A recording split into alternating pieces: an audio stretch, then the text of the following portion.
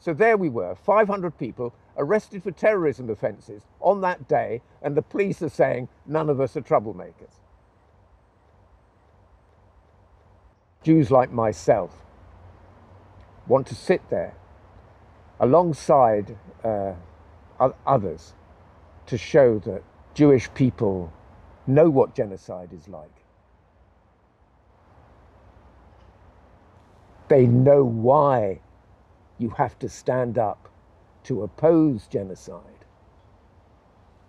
And it should be the obligation of every citizen, including every Jew,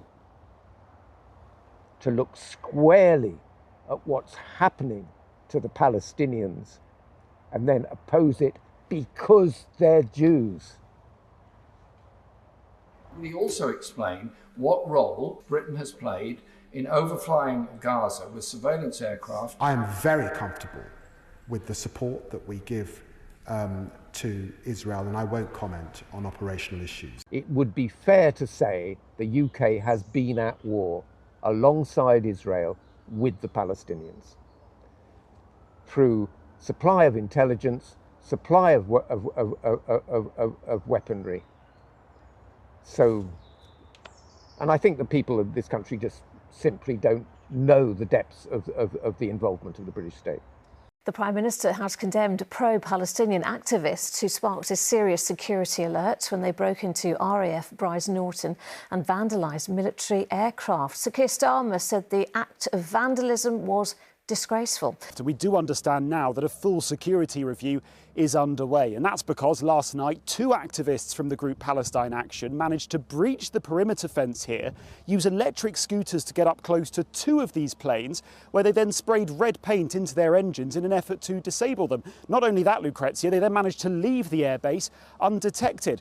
There comes a point when, in order to pursue justice, truth, you have to act in a strong way. So Palestine Action took a similar move, that in order to actually combat the arms supply to the Israeli state, the complicity of the British government in the constant oppression of the Palestinians over the years, that you had to take direct action. I think we're heading for the shutdown of democratic rights in this country. I think the right to protest is what's given people the rights and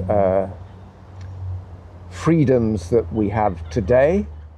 It's been incredibly important in our history, people fighting for a decent working time, decent wages, the rights for women to have the vote,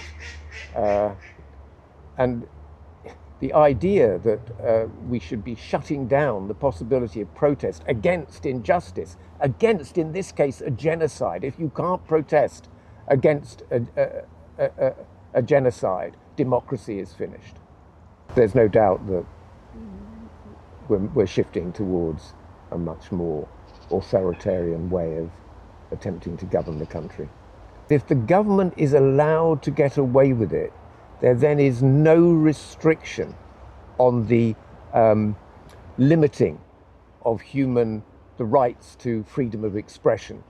My fear is that if it isn't overturned, we're heading to severe oppression towards an authoritarian state, which will then be taken up if we shift in the next election towards Reform UK, an extreme right-wing government. They will add repression on repression.